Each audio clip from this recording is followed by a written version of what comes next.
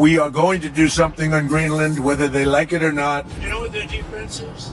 2 dog fights. We need Greenland for national security. Greenland. आखिर बर्फ की तह से ढका हुआ ये आइलैंड अचानक दुनिया की अटेंशन का मरकज कैसे बन गया? क्या वजह है कि अमेरिका इतनी शिद्दत से ग्रीनलैंड के पीछे हाथ धोकर पड़ चुका है? इसकी जो असल वजह है वो मिनरल्स, ऑयल या अमेरिकन सिक्योरिटी से कहीं ज्यादा अहम है। इतनी अहम कि वो पूरे दुनिया का निजाम भी बदल सकती है। खुशामदीद नाज़रीन, ग्रीनलैंड नॉर्थ पोल के करीब दुनिया का सबसे बड़ा आइलैंड है, जिसका 80% हिस्सा बर्फ की मोटी लेयर से ढका हुआ है। वैसे तो एरिया के हिसाब से ये सऊदी अरब, मेक्सिको और इंडोनेशिया से भी बड़ा है, लेकिन यहाँ रहने के काबिल इलाका इतना कम है कि पूरे ग्रीनलैंड में महज 57,000 लोग ही रहते हैं, वो भी साहिली पट्टी पर जहाँ बर्फ काफी कम है। टेम्परेचर की बात की जाए तो -30 डिग्री सेल्सियस यहाँ के लिए एक नॉर्मल बात है, और नॉर्दर्न हिस्सों में तो -50 भी रोज का मामूल है। गर्मियां यहाँ सिर्फ इतनी देर के लिए ही आती हैं जितनी देर के लिए मिडिल ईस्ट में सर्दियां आती हैं, खींच खींच के 10 डिग्रीज, वो भी दिन की कड़कती धूप में। जिस ग्रीनलैंड में खून जमाने वाली ठंड हो, वो बर्फ का ढेर आज दुनिया की सुपर पावर्स के दरमियान एक कोल्ड वॉर का मरकज कैसे बन गया है? अमेरिकन प्रेसिडेंट डोनाल्ड ट्रंप तो यहाँ तक कह चुके हैं कि हमें किसी भी सूरत ग्रीनलैंड को अमेरिका का हिस्सा बनाना है, फिर चाहे इसमें मिलिट्री ऑपरेशन का सहारा ही क्यों ना लेना पड़े। सिर्फ एक मर्तबा नहीं, ट्रंप ने बार बार ग्रीनलैंड को पाने की ख्वाहिश की है, और ट्रंप की इसी जिद ने जियोपॉलिटिक्स एक्सपर्ट्स को फिक्रमंद कर रखा है। ग्रीनलैंड नॉर्थ अमेरिकन कॉन्टिनेंट का एक हिस्सा जरूर है, लेकिन पॉलिटिकली ये किंगडम ऑफ डेनमार्क के कंट्रोल में आने वाला एक ऑटोनोमस रीजन है। डोनाल्ड ट्रंप की ख्वाहिश है कि ये यूनाइटेड स्टेट्स ऑफ अमेरिका का हिस्सा बन जाए, लेकिन आपको ये बात भी बताता चलूं कि ट्रंप वो पहले शख्स नहीं है जिन्होंने ऐसी ख्वाहिश जाहिर की हो। अमेरिका ने ग्रीनलैंड को हमेशा अपनी नेशनल सिक्योरिटी का एक लाजमी हिस्सा समझा है। 1867 तक अलास्का भी रशिया का हिस्सा होता था, और फिर अमेरिका ने उसको महज 2 सेंट्स पर एकड़ के हिसाब से खरीद लिया, क्योंकि अमेरिका शुरू से ही आर्कटिक रीजन में अपनी हुक्मरानी कायम रखना चाहता है। उस वक्त पहली बार ग्रीनलैंड और आइसलैंड को भी खरीदने की कोशिश की गई थी, लेकिन अमेरिकन कांग्रेस ने इस प्लान को मजाक में उड़ा दिया। इसके बाद साल 1910 में यूएस प्रेसिडेंट विलियम होवर्ड थॉफ्ट ने ग्रीनलैंड को हासिल करने की कोशिश की, लेकिन इस बार भी नाकामी मिली। इसके बाद असल मोड़ तब आया जब वर्ल्ड वॉर 2 में जर्मन्स ने डेनमार्क पर कब्जा कर लिया। इस मौके पर अमेरिका ने ग्रीनलैंड की सिक्योरिटी अपने हाथ में ले ली ताकि नाज़ी फोर्सेस वहां अपनी बेसेस न बना सकें। जंग खत्म होने के बाद 1946 में अमेरिकन प्रेसिडेंट हैरी ट्रूमैन ने डेनमार्क को $100 मिलियन का गोल्ड ऑफर किया और इसके बदले ग्रीनलैंड मांग लिया। डेनमार्क ने उस वक्त भी जमीन बेचने से इनकार किया, पर अमेरिका को इतनी इजाजत दे दी कि वो वहां अपनी मिलिट्री बेसिस बना ले। यूं एक बात तो क्लियर है कि डोनाल्ड ट्रंप का तरीका जरूर गलत है, लेकिन वो पहले यूएस प्रेसिडेंट नहीं जो ग्रीनलैंड को पाने की कोशिश कर रहे हैं। देखा जाए तो ट्रंप के इस सख्त लहजे के पीछे कई वजूहात मालूम होती हैं। वेनेजुएला के प्रेसिडेंट निकोलस मेडुरो की गिरफ्तारी और वहां कब्जा करने के बाद उन्होंने ग्रीनलैंड पर अपना दबाव मजीद बढ़ा दिया है। इसकी एक वजह तो है नेशनल सिक्योरिटी। देखा जाए तो ग्रीनलैंड की आर्कटिक में लोकेशन कुछ ऐसी है कि वो रशिया और अमेरिका के बिल्कुल सेंटर में मौजूद है।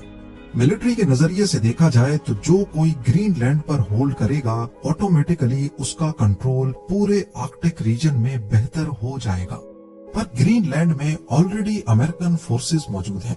वहाँ की बिडुफीक स्पेस बेस में आज भी 10,000 के करीब अमेरिकन सोल्जर्स मौजूद हैं। तो फिर उनको खतरा किस चीज का है? असल में ग्रीनलैंड है तो डेनमार्क के होल्ड में, लेकिन वहाँ के रहने वाले लोग काफी अरसे से अपना अलग मुल्क चाहते हैं, यानी कि आजादी। और डेनमार्क भी कोई पावरफुल किंगडम नहीं है। वो अपने बजट का आधा हिस्सा ग्रीनलैंड को फंड्स की सूरत में देते हैं, लेकिन उसके बावजूद भी वहाँ कोई आर्मी नहीं है। ट्रंप को खतरा है कि अगर कल को ग्रीनलैंड आजाद हो गया तो हो सकता है वो वहाँ अमेरिकन बेसिस हटाने की डिमांड कर दे या फिर किराया बहुत ज्यादा बढ़ा दे। तभी अमेरिका चाहता है कि ग्रीनलैंड का पूरा कंट्रोल उनके हाथ में आ जाए। दूसरी बात यह है कि ग्रीनलैंड की अपनी कोई आर्मी नहीं है। वहाँ डेनिश डिफेंस फोर्सेस हैं जो ट्रंप के ख्याल में काफी कमजोर हैं। ट्रंप ने तंजिया अंदाज में कहा है कि वो ग्रीनलैंड को 2 कुत्तों वाली स्लेड से क्या ही प्रोटेक्ट करेंगे। बेशक ट्रंप की बात किसी हद तक सही हो, लेकिन पूरी दुनिया को उनकी नीयत पर शक है, क्योंकि अमेरिका का पास्ट इंप्रेशन ही कुछ ऐसा रहा है। इन्होंने इराक पर हमला किया वेपन्स ऑफ मास डिस्ट्रक्शन का बहाना बनाकर, पर असल में वहाँ कुछ नहीं मिला। 1964 में अमेरिका ने वियतनाम पर हमला किया, ये बहाना बनाकर कि वियतनामीज जहाजों ने गल्फ ऑफ टोंकिन में अमेरिकन जहाज यूएसएस मेडॉक्स पर हमला किया है। लेकिन 2005 में भांडा फूटा और पता चला कि ऐसा कोई हमला नहीं हुआ था। 2011 में अमेरिका ने लीबिया को निशाना बनाया। कहा गया कि कर्नल गद्दाफी वहाँ नस्ल कुशी कर रहे हैं, जबकि बहुत से एक्सपर्ट्स मानते हैं कि असल में कर्नल गद्दाफी गोल्ड दिनार करेंसी बनाकर डॉलर की मोनोपोली खत्म करना चाहते थे। ये सब इस नई करेंसी को रोकने के लिए किया गया। तो तारीख को देखते हुए इस बार भी ऐसा समझा जा रहा है कि ग्रीनलैंड को रशिया से खतरे का बहाना बनाकर अमेरिका वहां कब्जा करके सिर्फ सिक्योरिटी ही नहीं बल्कि बाकी रिसोर्सेज पर भी कब्जा करना चाहता है। सिक्योरिटी से हटकर बात की जाए तो ग्रीनलैंड दुनिया के उन चंद इलाकों में से एक है जहां रेयर अर्थ एलिमेंट्स के बहुत बड़े ज़खायर मौजूद हैं। ये मिनरल्स इतने अहम हैं कि आने वाली टेक्नोलॉजी के लिए इन्हें ऑक्सीजन कहा गया है। ग्रीनलैंड में एवरेज बर्फ की लेयर 2 किलोमीटर डीप है, और क्योंकि ये बर्फ करोड़ों साल पुरानी है तो यकीनन यहाँ अनएक्सप्लोर्ड रिसोर्सेज भी होंगे। जियोलॉजिकल सर्वेस के मुताबिक ग्रीनलैंड रेयर अर्थ एलिमेंट्स का 8वां बड़ा जखीरा है, जिसमें नियोडीमियम है जिससे इलेक्ट्रिक गाड़ियों और टर्बाइन्स के मैग्नेट्स बनते हैं। गैलियम है जो एआई चिप्स और रेडार सिस्टम्स में काम आता है। यूरेनियम है जो न्यूक्लियर एनर्जी में इस्तेमाल होता है, और सिलिकॉन जो सेमीकंडक्टर्स और सोलर पैनल्स बनाने में फायदेमंद है। ये सारे एलिमेंट्स हमारी फ्यूचर टेक्नोलॉजी के लिए काफी फायदेमंद है। आपको ये बात जानकर हैरत होगी कि इस वक्त दुनिया में इन मिनरल्स की सप्लाई के 90% हिस्से पर चाइना का कंट्रोल है, और रिसेंटली चाइना ने इन मिनरल्स की एक्सपोर्ट पर लिमिट्स भी लगाई हैं, ताकि वेस्टर्न कंट्रीज को प्रेशर में लाया जा सके। ये भी सच है कि आने वाले वक्त में वही सबसे ताकतवर तस्वुर किया जाएगा जिसके पास इन मिनरल्स के ऊपर कंट्रोल होगा। ये भी एक वजह है कि ट्रंप ग्रीनलैंड के इन मिनरल्स को हासिल करके चाइना की मोनोपोली तोड़ना चाहते हैं। बताने की जरूरत तो नहीं है, लेकिन सर्वे के मुताबिक सिर्फ नॉर्थ ईस्ट ग्रीनलैंड के नीचे ही 31 अरब बैरल्स ऑयल का जखीरा है, और बाकी पूरे ग्रीनलैंड में कितना ऑयल है इसका अंदाजा आप खुद लगा लें।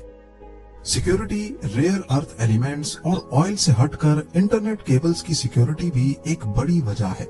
जैसा कि आप जानते हैं कि दुनिया का इंटरनेट और कम्युनिकेशंस का निजाम समंदर के नीचे बिछी हुई केबल्स के जरिए चलता है। ग्रीनलैंड का मकाम ऐसा है कि यहाँ से गुजरने वाली केबल्स अमेरिका और यूरोप को आपस में जोड़ती हैं। रशिया की कोस्ट वेसल्स अक्सर इन केबल्स के आसपास देखी गई हैं, और अमेरिका को डर है कि जंग की सूरत में रशिया इन केबल्स को काटकर कम्युनिकेशन का निजाम धर्म भरम कर सकता है। उनका मानना है कि अगर ग्रीनलैंड अमेरिका के पास होगा तो यूरोप और अमेरिका के बीच आर्कटिक समंदर में ये केबल्स भी महफूज रहेंगी। इसके अलावा अगर आप ग्लोब को देखें तो ग्रीनलैंड हमारी दुनिया के टॉप पर मौजूद है। यहाँ बीटूफिक स्पेस बेस है जहाँ मौजूद है UEWR यानी अपग्रेडेड अर्ली वार्निंग रेडार। ये रशिया से निकलने वाले किसी भी इंटरकॉन्टिनेंटल बैलिस्टिक मिसाइल को लॉन्च के फौरन बाद डिटेक्ट कर सकता है। अगर इस मिसाइल को अमेरिका की तरफ फायर किया गया तो वो पैसिफिक या अटलांटिक ओशन के ऊपर से नहीं बल्कि ग्रीनलैंड के ऊपर से गुजरेगा। इसका मतलब है कि अगर अमेरिका की ग्रीनलैंड पर पकड़ नहीं होगी तो ये सीधा साधा यूएस मेनलैंड को खतरा है। और सबसे अहम वजह जिसके बारे में कोई बात नहीं कर रहा वो है नया ट्रेड रूट। صدیوں سے انسان ایک ایسے راستے کی تلاش میں ہے جو یورپ اور ایشیا کو جلد از جلد ملا سکے۔ پرانے زمانے میں بحری جہازوں کو پورے افریقہ یا ساؤتھ امریکہ کا چکر کاٹ کر جانا پڑتا تھا۔ پھر سوئز اور پیناما کینال بنائے گئے جس سے مہینوں کا سفر ہفتوں میں بدل گیا، لیکن آرکٹک اوشن کا راستہ ہمیشہ برف سے بند رہا اور یہ راستہ کارگو شپس کے لیے کراس کرنا ناممکن سمجھا جاتا تھا۔ اب گلوبل وارمنگ کی وجہ سے آرکٹک کی وہ صدیوں پرانی سخت برف آہستہ آہستہ پگھل رہی ہے۔ اس سے ایک نیا سمندری راستہ نکلتا ہوا دکھ رہا ہے جسے نارتھ ویسٹ پیسیج کہتے ہیں۔ مثال کے طور پر اگر ایک بحری جہاز چائنا سے لنڈن جانا چاہتا ہے تو سوئز کینال کے بجائے اس نئے آرکٹک راستے سے اسے تقریباً 9000 کلومیٹر کم سفر کرنا پڑے گا۔ اس کا مطلب ہے کہ نہ صرف کروڑوں ڈالرز کا فیول بچے گا بلکہ سفر کے 10-15 دن بھی بچ جائیں گے۔ تو اصل میں یہ معاملہ صرف گرین لینڈ کا نہیں بلکہ اس نئے راستے کو کنٹرول کرنے کا بھی ہے۔ جو ملک اس راستے کو کنٹرول کرے گا وہ دنیا کی گلوبل ٹریڈ کا گیٹ کیپر کہلائے گا۔ رشیا کے پاس آلریڈی دنیا کا سب سے بڑا آرکٹک اوشن کا ساحل ہے اور وہ اپنے راستے پر ٹیکس لگانا چاہتا ہے۔ چائنا کی بات کی جائے تو وہ یہاں پولر سلک روڈ بنانا چاہتا ہے۔ اب امریکہ کو ڈر ہے کہ اگر وہ پیچھے رہ گیا تو دنیا کی گلوبل ٹریڈ کی چابی رشیا اور چائنا کے ہاتھ میں چلی جائے گی، جو کہ امریکہ کا ایک ڈراؤنا خواب ہے۔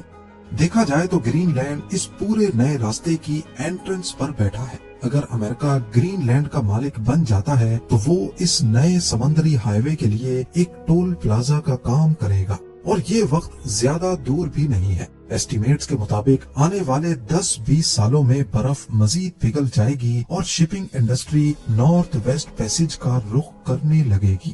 پر اگر امریکہ نے گرین لینڈ حاصل کر لیا تو ایکسپرٹس کا ماننا ہے کہ یہ معاملہ گلوبل پالیٹکس میں ایک نئی جنگ کھڑی کر سکتا ہے۔ کیسے؟ ڈنمارک نیٹو کا ممبر ہے۔ ڈنمارک کی پرائم منسٹر نے صاف صاف کہا ہے کہ اگر امریکہ نے زبردستی گرین لینڈ پر قبضہ کرنے کی کوشش کی تو یہ نیٹو کا خاتمہ ہوگا۔ نیٹو کا بنیادی اصول ہے کہ ایک الائی پر حملہ سب پر حملہ تصور ہوگا۔